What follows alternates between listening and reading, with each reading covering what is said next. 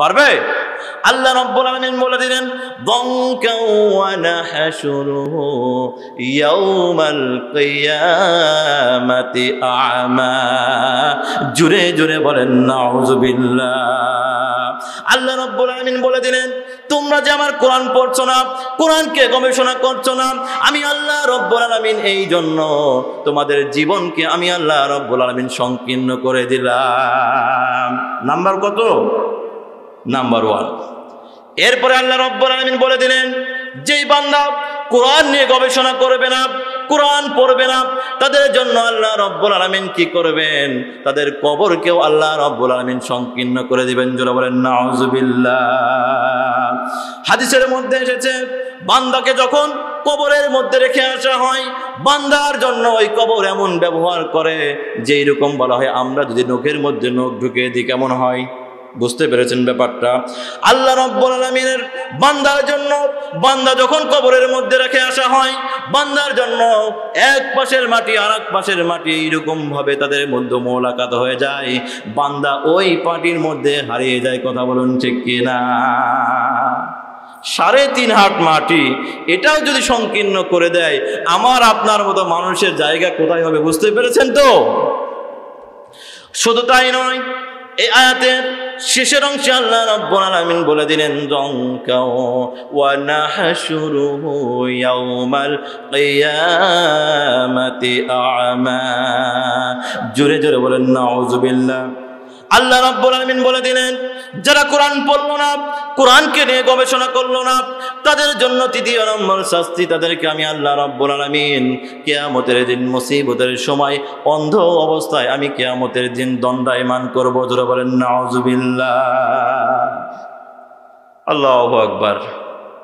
তাহলে কোরআনের বিরুদ্ধে আর কথা বলবেন? কোরআনকে ছেড়ে থাকবেন? কোরআনকে ছেড়ে থাকবেন? কোরআনের যে কি অবস্থা! আমি গতকাল থেকে আমি আপনাদের এই যে বিহিগ্রাম গ্রামে বসবাস করছি, মানে সেখানে একটা মাহফিল ছিল, সেখান থেকে এসে মাদ্রাসায় বসবাস করছি, হুজুরও এখানে আছে।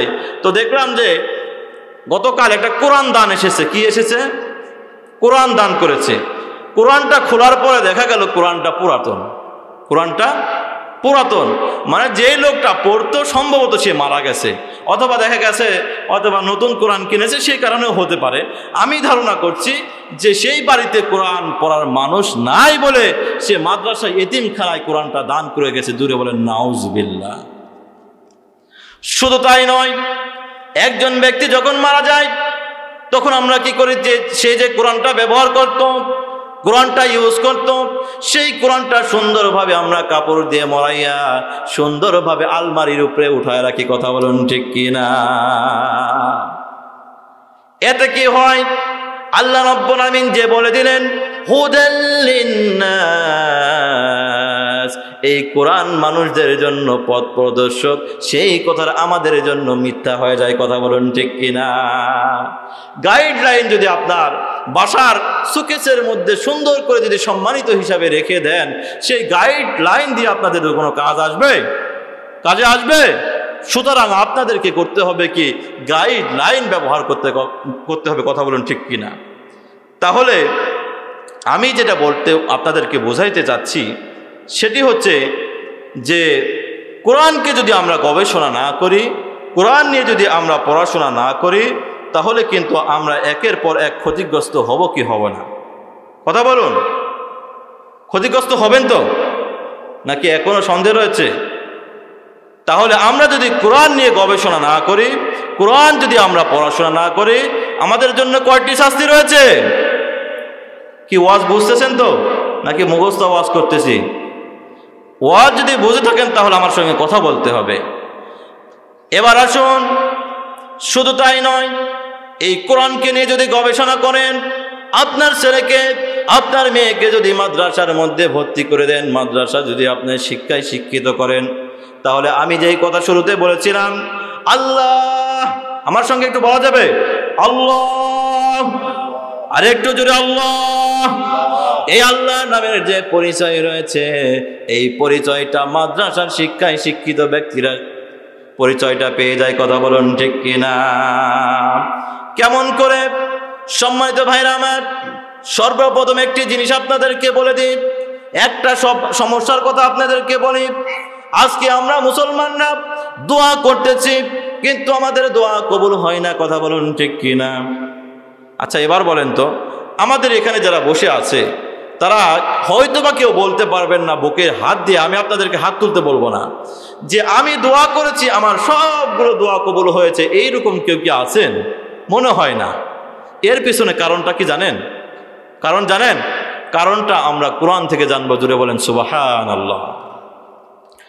আনা আবি উমামা রাদিয়াল্লাহু তাআলা আনিন নবী সাল্লাল্লাহু আলাইহি ওয়াসাল্লাম আল ইসমুল আযমু ফি সুওয়ারিন মিনাল কোরআন। জুড়ে জুড়ে বলেন সুবহানাল্লাহ। আরেকটু জুড়ে বলেন সুবহানাল্লাহ। হাদিসের মধ্যে জনাবে মুহাম্মদুর রাসূলুল্লাহ সাল্লাল্লাহু আলাইহি ওয়াসাল্লাম বললেন, মুসলমানরা তোমাদের দোয়া কবুল হয় না, তোমরা যে কাজ করো সেই কাজ সফলতা অর্জন করতে পারো না। এর পিছনে কারণ তোমাদেরকে যে গাইডলাইন দিয়েছি সেই গাইডলাইন তোমরা ভালো করে ইউজ করতে পারো না। কথা বলুন ঠিক কিনা? কোরআনের মধ্যে, এই হাদিসের মধ্যে বলা হয়েছে, কোরআনের মধ্যে এমন কিছু আয়াত রয়েছে যে আয়াতগুলো যদি তোমরা পড়ে আল্লাহর কাছে একবার বলো আল্লাহ, তাহলে সঙ্গে সঙ্গে সে আল্লাহটা কবুল হয়ে যাবে। জোরে বলেন সুবহানাল্লাহ। সেই আয়াতগুলো কি? সর্বপ্রথম আসুন সূরাতুল বাকারা। নাম কি? সূরাতুল বাকারা 255 নম্বর আয়াত। কত নম্বর আয়াত? আয়াতটা কি আপনারা জানেন? 255 নম্বর আয়াত জানেন? সবাই জানেন মুসলমান। আমার সঙ্গে বলুন, আল্লাহু লা ইলাহা ইল্লা হুয়াল হাইয়ুল কাইয়্যুম। জুরে জুরে চিল্লায়ে বলেন সুবহানাল্লাহ। আল্লাহ রাব্বুল আলামিন বলে দিলেন, কোন ব্যক্তি যদি এই তো আয়াতুল কুরসি যদি তেলাওয়াত করে, করার পরে যদি আল্লাহর কাছে হাত উঠায় বলে আল্লাহ এমন সমস্যার মধ্যে আছি, তাহলে আল্লাহ রাব্বুল আলামিন সেই দোয়া কবুল করবে। জোরে বলেন সুবহানাল্লাহ। দ্বিতীয় নম্বর, 2 নম্বর সূরা কোরআন শরীফের নামটা কি মুসলমান? দ্বিতীয় নম্বর সূরা সূরাতুল আল ইমরান। সূরার নাম কি? সূরাতুল আল ইমরান। এই ইমরানের 2 নম্বর সূরার 2 নম্বর আয়াতে আল্লাহ রাব্বুল আলামিন বলে দিলেন, আল্লাহু লা ইলাহা ইল্লা হুয়াল হাইয়ুল কাইয়্যুম। আল্লাহ রাব্বুল আলামিন বলে দিলেন, এই আয়াতটা যদি তোমরা পড়ে আমি আল্লাহর কাছে যদি একবার দোয়া করো, আমি আল্লাহ রাব্বুল আলামিন সঙ্গে সঙ্গে সেই দোয়া কবুল করে নিব। জোরে বলেন সুবহানাল্লাহ। এরপরে আল্লাহ রাব্বুল আলামিন তৃতীয় নম্বর যে জায়গাটা, সেটি হচ্ছে কোরআনুল কারীমের 20 নম্বর সূরা। কত নম্বর সূরা? 20 নম্বর সূরা 111 নম্বর আয়াতে আল্লাহ রাব্বুল আলামিন বলে দিলেন, ওয়ানাতিল বুজুহি লিল হাইয়িল কাইয়্যুম। জুরে জুরে বলেন আল্লাহু আকবার। এই সূরা তাহার 111 নম্বর আয়াত কোন ব্যক্তি যদি তেলাওয়াত করে, এরপরে যদি আল্লাহর কাছে বলে আল্লাহ, যদি এইরকম তওবা করে, যে এইরকম সমস্যা যদি আল্লাহর কাছে পেশ করে, আল্লাহ রাব্বুল আলামিন সঙ্গে সঙ্গে সেই দোয়া কবুল করে নেবে। জোরে বলেন সুবহানাল্লাহ। তাহলে মুসলমান, আজকে যারা বিভিন্ন সময় ফোনে বলে হুজুর আমার ছেলে তো আমার কথা শুনছে না, আমার মেয়ে তো আমার কথা শুনছে না, তাদের জন্য একটি গাইডলাইন কি আপনাদেরকে দিতে পেরেছি? আমার সঙ্গে কথা বলতে হবে। সারাদিন ওয়াজ করে গেলাম, একটা কাহিনী ধরলাম, সেই কাহিনী আপনারা সুন্দর লাগলো, কেঁদে দিলেন, এই ওয়াজ আমার করার ইচ্ছা নাই। এমন কিছু ওয়াজ করব যেটা আপনার লাইফে লাগবে। আপনি যতদিন পর্যন্ত মৃত্যুবরণ করবেন ততদিন পর্যন্ত সেই গাইডলাইন হিসাবে ইউজ করতে পারবেন। সেই ওয়াজ তো আমরা শুনে যাবো ইনশাআল্লাহ। তাহলে আমার সঙ্গে কথা বলুন, আমাদের যাদের দোয়া কবুল হয় না তারা কি করবো বলেন তো? 3টি জায়গা থেকে 3টি আয়াত তেলাওয়াত করব। সর্বপ্রথম কি? সূরা বাকারা 255 নম্বর আয়াত। কত নম্বর আয়াত? যেটা আমরা বাংলাতে আমরা বাঙালি বুঝি আয়াতুল কুরসি। বুঝতে পেরেছেন? দ্বিতীয় নম্বর যেটা, দ্বিতীয় নম্বর সূরাতুল আল ইমরানের দ্বিতীয় নম্বর আয়াত, বুঝতে পেরেছেন? তৃতীয় নাম্বার যেটা, সেটি হচ্ছে 20 নম্বর কুরআনুল কারীমের 20 নম্বর সূরা 111 নম্বর আয়াত। এই আয়াত যদি, এই তিনটি আয়াত যদি একত্রিতভাবে তেলাওয়াত করে আল্লাহর কাছে যদি বলেন, আল্লাহ আমি এমন সমস্যায় সম্মুখীন হয়েছি, আপনি আমাকে রক্ষা করুন, আমার দোয়াকে কবুল করে নিন, এই দোয়া কবুল করবে কে? মুসলমান। দোয়া কবুল করবে কে?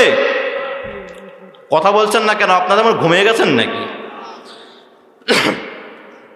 মুসলমান ভাইরা, তাহলে এতক্ষণ পর্যন্ত বুঝলাম, কোরআন যদি আমরা না পড়ি, কোরআন যদি আমরা না শিখি, তাহলে আমাদেরকে অন্ধকারের পথে যেতে হবে কি হবে না?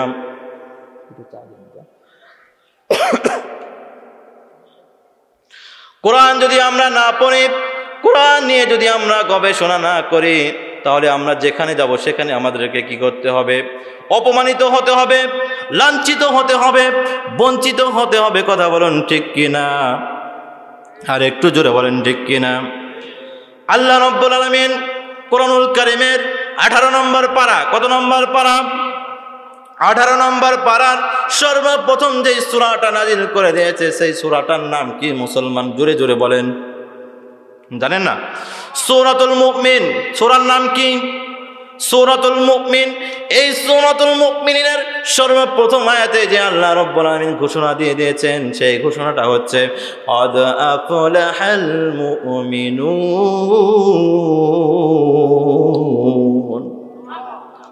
আল্লাহ রাব্বুল আলামিন বলে দিলেন, অবশ্যই অবশ্যই আমার বান্দা হবে, মুমিন যারা হবে তারা অবশ্যই সফলকামী হবে। জোরে জোরে বলেন সুবহানাল্লাহ। আমার যারা মুমিন বান্দা হবে, তারা কোনোদিন লুচ্চামো করতে পারবে না, কোনোদিন বদমাইশি করতে পারবে না, কোনো জায়গায় রাস্তাঘাটে মার খাবে না, যেখানে যাবে সেখানেই সফলতা অর্জন করবে। কথা বলুন ঠিক কিনা? জোরে বলেন আল্লাহু আকবার। আজকে যদি আমরা, যেটা আমরা বলি মর্নিংয়ে যদি আমরা নিউজ পেপার পড়ি, সেই নিউজ পেপারের সর্বপ্রথম যে খবর আসে, সেখানে দেখি আমরা মুসলমান মেয়ের খেয়েছি। কথা বলুন ঠিক কিনা? এবার যারা দুপুরে একটা পত্রিকা পাওয়া যায়, যেটা আমাদের খাবার পরে যেটা আসে, সেই পত্রিকাও যদি আমরা খুলি, সেখানেও দেখি একজন ধর্ষিতা হয়েছে, সেই মা, আর ধর্ষিতা যিনি, ধর্ষণ যিনি করেছে তিনিও মুসলমান। কথা বলুন ঠিক কিনা?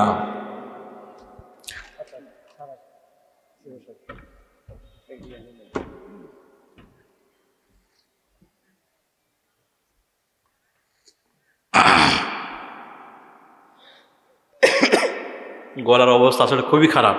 লাগাতার 4-5 দিন মাহফিল করার পরে আপনাদের সামনে এসে কথা বলতে পারতেছি, এটাই আলহামদুলিল্লাহ। তাহলে আজকে যখন আমরা ইভিনিং, সন্ধ্যার মধ্যে যখন আমরা পত্রিকা পড়ি, সেই পত্রিকার মধ্যে দেখা যায় এমন বাজারে, এমন জায়গায় গণধোলাই হয়েছে, চুরি করার কারণে সেই জায়গায় চুরিটাও করেছে কে? যে মুসলমান। জোরে বলেন, চুরি করেছে কে? মুসলমান। এবার বলুন, চুরি করলো মুসলমান, ডাকাতি করলো মুসলমান, জিনা করলো মুসলমান, এরা কি আদৌ মুসলমান? কি মুসলমানরা চিনলে জোরে বলেন? এরা কখনোই মুসলমান হতে পারে না। কথা বলুন ঠিক কিনা? মুসলমানরা আল্লাহকে চিনবে, মুসলমানরা আল্লাহকে জানবে। কথা বলুন ঠিক কিনা? কেমন করে জানবে? এই আয়াতুল কুরসির মধ্যে সর্বপ্রথম যেই শব্দটি, সেই শব্দটার নামটা কি? মুসলমান। একটু আমার সঙ্গে কথা বলুন। আল্লাহ রাব্বুল আলামিন এই আয়াতের মধ্যে সর্বপ্রথম যে শব্দটি ব্যবহার করেছে, সেই শব্দটি আল্লাহ রাব্বুল আলামিন বলে দিয়েছিলেন, আল্লাহু লা ইলাহা ইল্লা হুয়াল হাইয়ুল কাইয়্যুম। জোরে জোরে বলেন আল্লাহু আকবার। সর্বপ্রথম যে শব্দটি ব্যবহার করলেন, সেই শব্দ হচ্ছে আল্লাহ। আল্লাহ। কথা বলুন ঠিক কিনা? এবার দেখুন আল্লাহ কত মহান। আপনাদেরকে যেই কথা বলেছি আল্লাহর পরিচয় দিয়ে কিন্তু আমার ওয়াজ শেষ করব। কথা বলুন ঠিক কিনা? এবার দেখুন আল্লাহর পরিচয় কেমনে, কিভাবে দিই আমি। একটু মনোযোগে কোরআন থেকে কথা হবে, তাফসীর দিয়ে কথা হবে, আজে বাজে কথা আমি বলি না। কথা বলুন ঠিক কিনা? কোরআনের রেফারেন্স দিয়ে কথা বলবো। এখন পর্যন্ত মনে হয় কোরআনের বাইরে এখন পর্যন্ত কথা বলি নাই।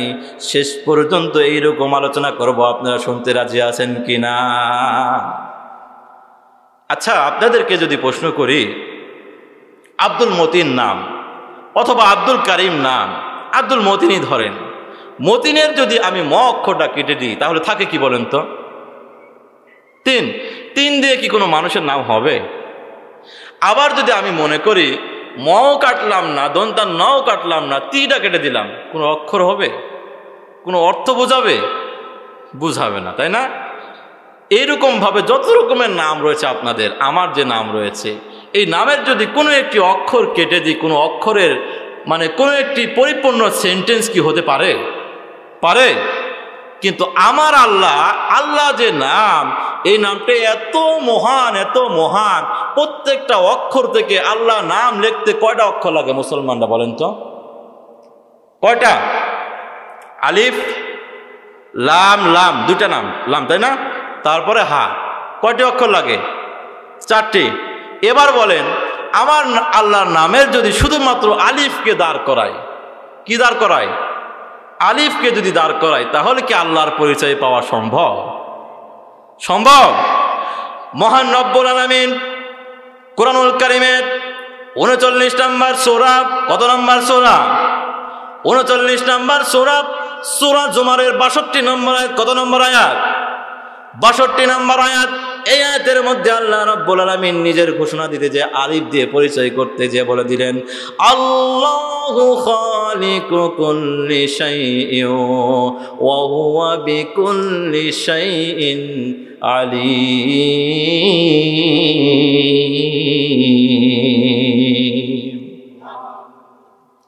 আল্লাহ রাব্বুল আলামিন এই আয়াতের মধ্যে আলিফ দিয়ে আল্লাহকে পরিচয় করে দিলেন।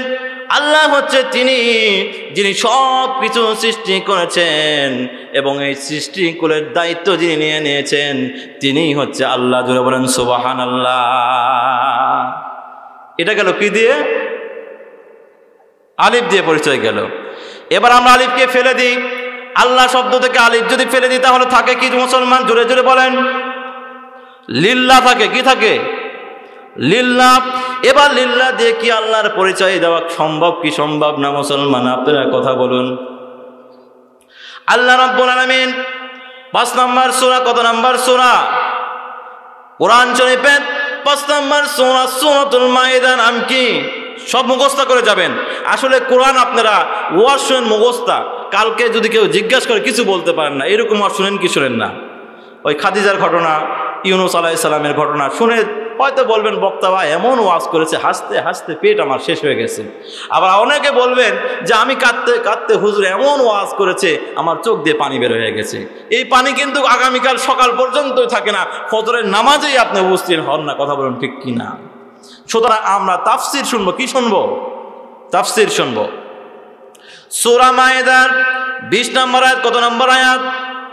এই আয়াতের মধ্যে আল্লাহ রাব্বুল আলামিন বলে দিলেন, লিল্লাহি মুলকুস সামাওয়াতি ওয়াল আরদি ইয়াবসুতুর রিজকা লিমান ইয়াশা।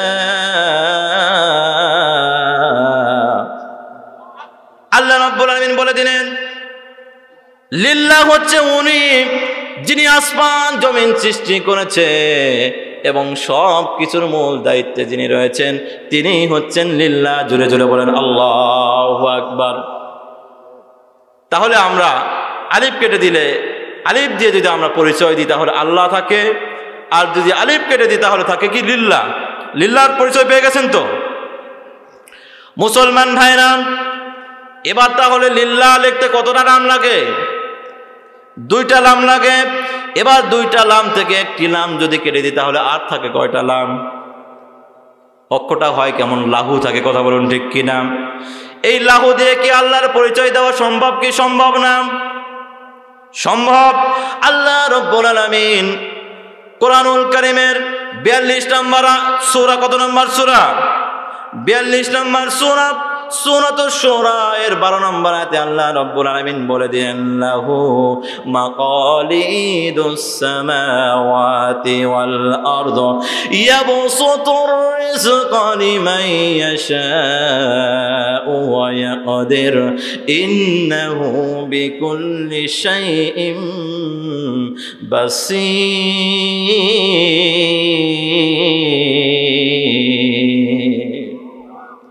আল্লাহ রাব্বুল আলামিন এই সূরার মধ্যে লাহু দিয়ে পরিচয় করতে যে তিনি বললেন আল্লাহ হচ্ছে উনি যিনি আসমান জমিন সৃষ্টি করেছে এবং এরই মধ্যে যে সৃষ্টিকুল রয়েছে সেই সৃষ্টিকুলকে যখন আমি চাই তখন কি করি রিজিকের ব্যবস্থা করে দিই, আর যাকে আমি চাই না তার জন্য রিজিক আমি সংকীর্ণ করে দিই। উনি হচ্ছে লাহু। জোরে জোরে বলেন সুবহানাল্লাহ। সুবহানাল্লাহ বলতে কষ্ট হচ্ছে? যেভাবে সুবহানাল্লাহ বলছেন মনে হয় আমারই বেশি কষ্ট হচ্ছে, আপনারা মনে হয় ওয়াজ করতেছেন। আর একটু জোরে বলেন না সুবহানাল্লাহ। মুসলমান ভাইরা, এবার যদি আমি লামটা কেটে দিই, আর থাকে কি বলেন? হা থাকে। হা থেকে কি হয়? হু। আল্লাহু আমরা বলি, তাই না? এই একটা মাত্র অক্ষর দিয়ে কি আল্লাহর পরিচয় দেওয়া সম্ভব মুসলমানরা? সম্ভব। আল্লাহ রাব্বুল আলামিন 59 নম্বর সূরা, কত নম্বর সূরা? 59 নম্বর সূরা সূরাতুল হাশরের লাস্টের আয়াতে আপনারা যা সবাই জানেন, কথা বলুন ঠিক কিনা? আমার সঙ্গে একটু বলেন, হুয়াল্লাহুল্লাযী লা ইলাহা ইল্লাহু। জোরে জোরে চিল্লা চিল্লা বলেন আল্লাহু আকবার। আরেকটু জোরে বলেন আল্লাহু আকবার। এবার বলেন আল্লাহ শব্দের যে মহত্ব এখন বুঝতে পেরেছেন? এর আগে যে আয়াতটা তেলাওয়াত করেছি এবার বুঝতে পেরেছেন? কোন আয়াত মনে আছে তো?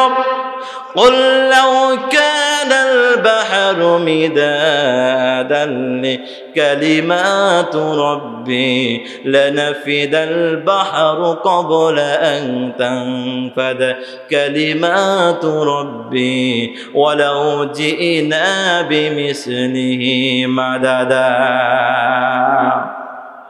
তোমরা যদি তোমাদের জীবন শুরু থেকে মৃত্যু পর্যন্ত আমার আল্লাহর নিয়ামত লেখা শুরু করো, তাহলে তোমাদের জীবন শেষ হয়ে যাবে। এরপরেও আমার নিয়ামতের শুকরিয়া আদায় করে তোমরা শেষ করতে পারবা না। জোরে জোরে বলেন আল্লাহু আকবার।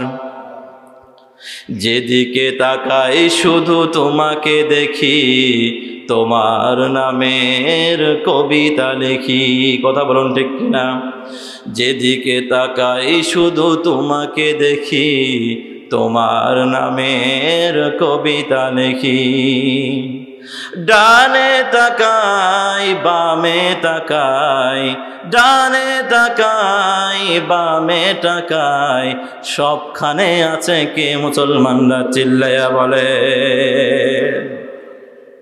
সব জায়গায় কে বিদ্যমান? তাহলে এত সুন্দর তাফসীর তো বুঝতে পেরেছেন। কোরআন যদি এইরকম ভেঙ্গা ভেঙ্গা যদি আপনারা পড়েন তাহলে কেমন মজা লাগে। আর যদি আপনার গণহারে আপনি পড়তে পারলেন না, আপনি কি পড়লেন নিজেই জানলেন না, এই পড়ার কোনো মূল্য আছে? তারাবির সময় সামনে রমজান মাস আসতেছে না? হাফেজ সাহেবকে বলবেন, হুজুর আজকে আমার মাছের ব্যবসা রয়েছে, আজকে সারাদিন ধান কেটেছি, আপনি 15 মিনিটের জায়গায় যদি আপনি 10 মিনিটে পারেন হুজুর অনেক ভালো। বলেন কি বলেন না? বলেন না আপনারা? হাফেজ সাহেব এবার তুখার হাফেজ সাহেব, এবার হাফেজ সাহেব বলে কি জানেন? আলহামদুলিল্লাহি রাব্বিল আলামিন রহমানির রহিম মালিকি ইয়াউমিদ্দিন। শেষ, নামাজই শেষ। কথা বলেন ঠিক কিনা? নামাজ শেষে হাফেজ এবার করে কি জানেন? মুসল্লিরা করে কি জানেন?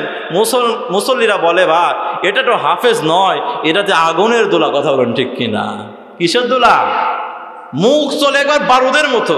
হাফেজ সাহেব পাম্পে, পরের দিন দেখা যায় 20 মিনিট জায়গা 10 মিনিটের নামাজ শেষ। নামাজ যে শেষ হয়েছে না, আসলে দুনিয়া থেকেই নামাজ শেষ। কথা বলুন ঠিক কিনা? মুসলমান ভাইরা, বুখারী শরীফের হাদিস। কি শরীফের হাদিস? বুখারী শরীফের হাদিস। আল্লাহ রাব্বুল আলামিন ঘোষণা দিয়ে দিয়েছেন, বান্দারা যখন নামাজের মধ্যে বলে আলহামদুলিল্লাহি রাব্বিল আলামিন, জোরে জোরে বলেন আল্লাহু আকবার। আল্লাহ তখন প্রশ্ন করে, মান হুয়া রাব্বুল আলামিন? তুমি যেই নামাজের মধ্যে বললে যে সমস্ত প্রশংসা বিশ্ব সৃষ্টিকর্তার জন্য, আল্লাহ রাব্বুল আলামিন সঙ্গে সঙ্গে প্রশ্ন করে বসে, মান হুয়া রাব্বুল আলামিন? জোরে জোরে বলেন আলহামদুলিল্লাহ। আলহামদুলিল্লাহ বলেন না, কারণ পরে বলছি দাঁড়ান।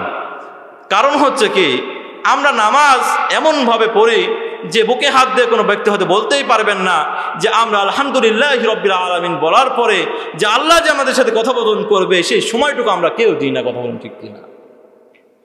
কিন্তু হাদিসের মধ্যে এসেছে বান্দা যখন আলহামদুলিল্লাহি রাব্বিল আলামিন বলে সঙ্গে সঙ্গে আল্লাহ রাব্বুল আলামিন ওই বান্দার সঙ্গে স্পিকিং কথা বলা শুরু করে দেয়। জোরে বলেন সুবহানাল্লাহ। কেমন করে? এই যে আল্লাহ রাব্বুল আলামিন প্রশ্ন করলেন, মান হুয়া রাব্বুল আলামিন, তুমি যে আল্লাহর কথা বলছো, যার প্রশংসা কথা বলছো, তিনি আবার কে? এবার বলেন, আল্লাহর যে প্রশংসা করলেন, আল্লাহ কি জানে না কার প্রশংসা করলো? আল্লাহ কেন জিজ্ঞাসা করলে বলেন তো? আচ্ছা, আমরা আমাদের যখন ছেলে মেয়ে হয়, সাপোজ এটাই নেন আপনি, পানির বোতল, আমরা আমার ছেলেকে কি বলে বলেন তো? যে বাবা বলো তো এটা কি? আমরা বলি না? তারপরে দেখেন বাবা আবার বলে দেয়, বাবা এটা পানির বোতল। কি বলে? বাবা এটা পানির বোতল। এই প্রশ্ন করার কারণটা কি বলেন তো? এই বোতলটাকে চিনিয়ে দেওয়া। কথা বলুন, ঠিক কিনা? আল্লাহ রাব্বুল আলামিন আল্লাহকে চিনিয়ে দিবে বলে আল্লাহ প্রশ্ন করতেছে, মান হুয়া রাব্বুল আলামিন। এবার দেখেন মুসলমান যারা হবে, খাঁটি মুমিন যারা হবে, তারা কি সুন্দর করে উত্তর দিচ্ছে। জোরে বলেন আল্লাহু আকবার। বান্দা বলবে আর রাহমানির রহিম। জোরে জোরে বলেন সুবহানাল্লাহ। বান্দা বলবে তিনি হচ্ছে সেই আল্লাহ যিনি পরম দয়ালু করুণাময়। এইরকম ভাবে বান্দা এক একটি করে আয়াত তেলাওয়াত করবে, আর সঙ্গে সঙ্গে আল্লাহ তার সাথে কথা বলতে থাকবে। জোরে বলেন সুবহানাল্লাহ। এটা সূরা ফাতিহার তাফসীর। আমার সময় অল্প, তো আমি আসলে সূরা ফাতিহা আপনি এতটুকু জেনে রাখেন যে বান্দা যখন নামাজের মধ্যে এইরকম ভাবে সূরা ফাতিহা পড়তে থাকে, যখন আল্লাহর কাছে নামাজ পড়তে থাকে, আল্লাহ রাব্বুল আলামিন বান্দার সঙ্গে নামাজের মধ্যে কথোপকথন করতে থাকে। জোরে বলেন সুবহানাল্লাহ। তাহলে আমরা কি বুঝি যে আমরা আল্লাহর সঙ্গে কথা বলি? বুঝি? মুসলমান কথা বলেন না কেন? কথা বলতে কষ্ট হচ্ছে? কথা বলবেন, বলবেন, পরে বলবেন, এখন বলবেন না, ঠিক না? মুসলমান ভাইরা, আমাদেরকে জানতে হবে, বুঝতে হবে এবং সঠিক জায়গায় আপনাকে প্রয়োগ করতে হবে। এইরকম ভাবে যদি প্রয়োগ করতে পারেন, তাহলে এই পৃথিবীর বুকে আপনি সাকসেসফুল মুসলমান। কথা বলুন, ঠিক কিনা? একটা হাদিস বলবো, একটা হাদিস শুনবেন। আন আবি হুরায়রা রাদিয়াল্লাহু তাআলা, হযরত আবু হুরায়রা রাদিয়াল্লাহু তাআলা আনহু বর্ণনা করতেছেন, আস-সালাতুল খামসু, 5 ওয়াক্ত নামাজ। কত ওয়াক্ত নামাজ? ওয়াল জুমআতু ইলাল জুমআতি, জুমার নামাজ এক জুমা থেকে আরেক জুমা, মুকাফফারাতুম মা বাইনাহুন্না ইযা ইসতানাবাতিল কাবাইরা, মুত্তাফাকুন আলাইহি। জোরে জোরে বলেন আল্লাহু আকবার। আচ্ছা, আমি আজকে আপনাদেরকে আজে বাজে ওয়াজ শুনে কোনো লাভ নাই। প্রথম নম্বরে আপনাদের জন্য ওয়াজ শুনেছি যে আপনারা দোয়া করলে দোয়া 100% কবুল হবে। মনে আছে তো? মনে আছে? এবার আমার মতো, আপনার মতো ছোট ছোট মুসলমান যারা টেনশনে থাকি যে আমরা আদৌ কি জান্নাতে যেতে পারবো, আমাদের কি সেই ঈমান আছে? এরকম টেনশনে আপনারা কে কে করেন? হাতটা জায়গা দেখেন। তা টেনশন করেন না? এরকম সবাই করেন, জাগায় না, লজ্জা পাচ্ছেন, বুঝতে পেরেছি। এদের জন্য এই হাদিসটা আল্লাহ রাসূল সাল্লাল্লাহু আলাইহি ওয়াসাল্লাম বললেন, মুসলমানরা তোমরা টেনশন করো না, টেনশন করো না। তোমাদের জন্য আমি এমন লাইফ স্টাইল, এমন শিক্ষণীয় বিষয় দিয়েছি, যেই জায়গায় থেকে তোমরা জাহান্নামে যাওয়া তোমাদের জন্য কঠিন হয়ে যাবে। জোরে বলেন সুবহানাল্লাহ। জাহান্নামে যাওয়া কি হবে বলেন তো? কঠিন হয়ে যাবে। 2 মিনিটের মধ্যে আপনাদেরকে প্রমাণ করে দেব কোরআন এবং হাদিস থেকে। কথা বলেন সুবহানাল্লাহ। আল্লাহ রাসূল সাল্লাল্লাহু আলাইহি ওয়াসাল্লাম বললেন, বান্দা যখন ফজরের নামাজ পড়বে, নামাজ পড়ার পরে পৃথিবীর বুকে ভ্রমণ করবে, রিজিকের জন্য দুনিয়ার বুকে ছড়িয়ে পড়বে, এরপরে তারা কি করবে? বিভিন্ন গুনাহে লিপ্ত হবে। কি করবে? বিভিন্ন গুনাহে লিপ্ত হয় কি হয় না? ফজরের নামাজ পড়ে যে আপনি বাইর হলেন, এরপরে তো বিভিন্ন কাজে আপনারা জড়িত হয়ে যাবেন। দেখবেন একটা ভালো কাজ করেছেন, তার মধ্যে খারাপ কাজ করেছেন। কথা বলুন, ঠিক কিনা? তার মানে আপনি ভালো কাজও করতেছেন, খারাপও কাজও করতেছেন। আমি যেটা বলতেছি, আপনাদের জন্য জাহান্নামে যাওয়া কঠিন, এরকম রাস্তা কি কোনো বক্তা বলে দেয়? বলে দিয়েছে কোনো দিন? আমার মনে হয় দেয় নাই। কারণ আমি অনেক দূর থেকে এসেছি, এসে যদি কোরআন থেকে আপনাদেরকে ভালো কিছু নাই শিখাইতে পারি, আমি এসে কোনো মূল্য আছে? আমার থেকে তো ভালো ওয়াজ করতে পারে এইরকম মৌলানা তো আপনাদের এলাকায় আছে, কথা বলুন ঠিক কিনা? মুসলমান ভাইরা, আল্লাহ রাব্বুল আলামিন বলে দিলেন, তোমরা যে ফজরের নামাজ পড়লা, এরপরে একটা গ্যাপ আছে, বিশাল গ্যাপ। কোন পর্যন্ত? জোহরের নামাজ পর্যন্ত। এই ফজরের নামাজ পর থেকে জোহর পর্যন্ত তোমরা যেই গুনাহ করলা, এরপরে মুসলমান তোমরা কি করলা? ওযু করলা, নামাজ পড়লা। ওই নামাজ যদি কবুল হয়ে যায়, জোহরের নামাজ যদি তোমার লাইফে কবুল হয়ে যায়, তাহলে আল্লাহ রাব্বুল আলামিন ওই জোহরের নামাজের বিনিময়ে সমস্ত গুনাহ খাতা মাফ করে দিবে। জোরে বলেন সুবহানাল্লাহ। এরপরে দেখুন আল্লাহ রাব্বুল আলামিন বলে দিলেন, তোমরা যখন জোহরের নামাজ পড়বা, এরপরে নামাজ যখন শেষ হয়ে যাবে, আবার বাজারে ঘাটে যাবা, বিভিন্ন জায়গায় যাবা, যাওয়ার পরে তোমাদের কি হবে? আবার গুনাহে লিপ্ত হবে। কথা বলুন ঠিক কিনা? এরপরে মুসলমান ওযু করবা, আসরের নামাজ পড়বা। এই আসরের নামাজ যদি আল্লাহর কাছে কবুল হয়ে যায়, আসরের নামাজ কবুল হওয়ার কারণে জোহর থেকে আসর পর্যন্ত যা গুনাহ করেছো আল্লাহ তাআলা মাফ করে দিবে। জোরে বলেন সুবহানাল্লাহ। এরপরে আসরের নামাজ পড়ে মুসলমান যখন দুনিয়ার বুকে গেল, দুনিয়াতে বিভিন্ন কাজে লিপ্ত হয়ে গেল, এরপরে মাগরিবে আবার মুসলমান কি করবে? রাত্র হয়ে গেল। রাত্রের প্রথম অংশে যখন বিভিন্ন জায়গায় ঘোরাফেরা করবে, ফ্যামিলির সঙ্গে মিলামেশা করবে, এই সময় আবার তারা গুনাহে লিপ্ত হবে কি হবে না? কথা বলুন। এরপরে মুসলমান কি করবে? আবার আপনার কি করবে? এশার নামাজে যে উপস্থিত হবে, এশার নামাজ যদি ওই মুসলমানের জীবনে কবুল হয়ে যায়, আল্লাহ রাব্বুল আলামিন এই মাগরিব থেকে এশার মধ্যে যে গুনাহগুলো হবে আল্লাহ রাব্বুল আলামিন তার জীবন থেকে মাফ করে দিবে। জোরে বলেন সুবহানাল্লাহ। এবার আবার এশার নামাজ পড়বে, পড়ার পরে সে ঘুমাবে, ঘুমানোর জন্য প্রস্তুতি নেবে। স্বামী স্ত্রীর মধ্যে বিভিন্ন রকম কথাবার্তা হবে, ফ্যামিলির সঙ্গে বিভিন্ন রকম কথাবার্তা হবে। এর মধ্যে আবার গুনাহ করবে কি করবে না? এর মধ্যে আবার যখন গুনাহ করবে, আল্লাহ রাব্বুল আলামিন ফজরের নামাজে যখন উঠবে, ফজরের নামাজ যখন ওযু করে ফজরের নামাজ যখন পড়বে, ওই ফজরের নামাজ যদি কোনো মুসলমানদের জন্য কবুল হয়ে যায়, আল্লাহ রাব্বুল আলামিন এই এশা থেকে ফজর পর্যন্ত যেই গুনাহ করলো, আল্লাহ রাব্বুল আলামিন ফজরের নামাজ পড়ার কারণে সমস্ত গুনাহ খাতা মাফ করে দিল। জোরে বলেন সুবহানাল্লাহ। এবার বলেন, এই মাঝখানে যে গুনাহ করার সুযোগ কি আপনার আছে? একবারে ফজর থেকে শুরু করে আপনাকে আবার ফজর ঠেকায় দিলাম, এর মধ্যে কি আপনার কোন রকমের গুনাহ করার সুযোগ আছে? হাদিস শেষ হয় নাই। হাদিসের শেষ অংশ জনাবে মুহাম্মদুর রাসূলুল্লাহ সাল্লাল্লাহু আলাইহি ওয়াসাল্লাম বললেন, ইল্লা কাবাইরা। ইল্লা কি? কাবাইরা। কাবাইরা অর্থ হচ্ছে কবিরা গুনাহ। এই যে মাঝখানে আল্লাহ তাআলা গুনাহ মাফ করে দিলেন, ইল্লা কাবাইরা, কবিরা গুনাহ ব্যতীত যত রকমের গুনাহ ছিল এই 5 ওয়াক্ত নামাজ আদায় করার কারণে আল্লাহ রাব্বুল আলামিন মাফ করে দিলেন। জোরে বলেন সুবহানাল্লাহ। কিন্তু কবিরা গুনার জন্য কিন্তু আপনার ওই নামাজ পড়লে হবে না।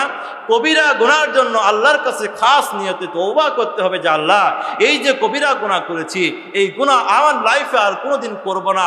এইরকম খাস নিয়তে আল্লাহর কাছে যদি চোখের পানি যদি না ফেরান, আল্লাহর কাছে যদি আপনি না কান্নাকাটি করেন, তাহলে কিন্তু আল্লাহ তাআলা এই কবিরা গুনাহ মাফ করবে না। সুতরাং মুসলমান ভাইরা, নামাজ পড়ার কারণে আপনার সগীরা গুনাহগুলো মাফ করে নিতে পারবেন, কিন্তু কবিরা গুনাহ মাফ করার জন্য আমাদেরকে কি করতে হবে? আল্লাহর কাছে তওবা করতে হবে। এর জন্যে শেষ রাত্রে একটি বিশেষ আমল আছে কি নাই মুসলমান? তার নামটা কি? তাহাজ্জুদের নামাজ, তাই না? আচ্ছা, আপনি যদি মনে করেন যে 100-র মধ্যে 100 পেতে চান, সচরাচর সবাই ধরেন যে 80 পাই, আপনি 85 তুলতে চাচ্ছেন, এর জন্য কি করতে হবে বলেন তো? আপনাকে এমনভাবে সুন্দরভাবে সাজিয়ে খাতায় লিখতে হবে, এমনভাবে প্রেজেন্টেশন আপনাকে দিতে হবে যে প্রেজেন্টেশনের কারণে, আপনার হাতের লেখা দেখার কারণে পরীক্ষক যিনি আছেন তিনি মনে করবেন যে এইরকম খাতা আমি দেখি নাই, 5টা নাম্বার আপনাকে ধরে দিবে কি দেবে না? 5 ওয়াক্ত যে নামাজ পড়লেন, এই নামাজটা আপনার প্রতি ফরজ ছিল, এটা না পড়লে আপনাকে জবাবদিহি করতে হবে। কিন্তু এক্সট্রা যে আমল ছিল, এক্সট্রা অর্ডিনারি ছিল, সেটি হচ্ছে তাহাজ্জুদের নামাজ। মুসলমানরা, আমি ছোট্ট একটি বান্দা, আপনাদের সবাইকে একটু কষ্ট দিব, আপনারা একটু আমার সঙ্গে হাত জাগান, সকলে হাত জাগান, বলেন আল্লাহ, আজ থেকে ফজরের আগে আমরা তাহাজ্জুদের নামাজ ছাড়ব না, আমরা তাহাজ্জুদের নামাজ ছাড়ব না ইনশাআল্লাহ। আল্লাহ আমাদেরকে কবুল করে নিন, সকলে মিলে আল্লাহুম্মা আমিন। কারণ হচ্ছে আপনাকে যে আল্লাহ সৃষ্টি করেছে, ভালোবেসেছে, ভালোবেসে দয়া করে মায়া করে, এর আগে বলেছে কোরআন দান করেছে, হাদিস দান করেছে, আল্লাহর মুহাম্মদুর রাসূলুল্লাহ সাল্লাল্লাহু আলাইহি ওয়াসাল্লামের মতো নবী আমাদেরকে দান করেছে। কথা বলুন ঠিক কিনা? কেন দিয়েছে? আল্লাহ রাব্বুল আলামিন বলে দিলেন, ইন্নাল্লাহা আশতারা মিনাল মুমিনিনা আনফুসাহুম ওয়া আমওয়ালাহুম বিআন্না লাহুমুল জান্নাহ। জোরে জোরে বলেন আল্লাহু আকবার। আল্লাহ রাব্বুল আলামিন বলে দিলেন, এত সহজে কেন তোমাদেরকে আমি জান্নাত দিলাম? কারণ আমি আল্লাহ রাব্বুল আলামিন তোমাদের জান এবং মালকে আমি আল্লাহ রাব্বুল আলামিন জান্নাতের বিনিময়ে ক্রয় করে নিয়েছি। যে বলেন সুবহানাল্লাহ। আমার জীবন, আমার সময়, আমার জান, আমার মাল আল্লাহ তাআলা কি করেছেন? কিসের মাধ্যমে ক্রয় করেছেন? কিসের মাধ্যমে? জান্নাতের মাধ্যমে। এবার মুসলমানরা বলুন, আমার যে সন্তান রয়েছে সেই সন্তানটা কার জন্য? কথা বলেন না কেন? আমার যে সন্তান রয়েছে এটা কার জন্য? মনের মধ্যে সন্দেহ আছে, তাই না? এখনো কথা বলছেন না। আমার মনে হয় যে আমার যে সন্তান রয়েছে, ছেলে সন্তান রয়েছে, এটা অন্যের মেয়ের জন্য। কথা বলেন ঠিক কিনা? এছাড়া আল্লাহর জন্য যদি হয়তো আপনারা চিল্লা চিল্লা বলতেন আল্লাহর জন্য। আরেকবার বলবেন, আমার যে সন্তান আল্লাহ দান করেছে এটা কার জন্য? আল্লাহর জন্য। আমার যে বিবি বাচ্চা রয়েছে কার জন্য? বিবিকে আল্লাহর জন্য। কি বলছেন? বিবিও আল্লাহর জন্য? হ্যাঁ, বিবিও আল্লাহর জন্য। মুসলমান ভাইরা, আমাকে আল্লাহ ধন সম্পদ দান করেছে, এটা কার জন্য? আমাকে যত রকমের ক্ষমতা দিয়েছে, শক্তি দিয়েছে, এটা কার জন্য? তাহলে সব কিছু যখন আল্লাহর জন্য, আমি যদি এই মাঠের মধ্যে আপনাদেরকে বলি, আপনি যে টুপি মাথা দিয়ে আছেন এই টুপিটা আল্লাহর জন্য, ফিকে মারবেন? এখন যদি আপনাদেরকে বলি যে টুপি তো আল্লাহর জন্য, তাই না? টুপি যদি বলি যে আপনার টুপি খুলে খুলে এখানে দিয়ে যান, দিয়ে যাবেন না? আল্লাহর জন্য দিবেন না? দিবেন তো? জামা যদি বলি জামা দিবেন তো, তাই না? দিবেন তো?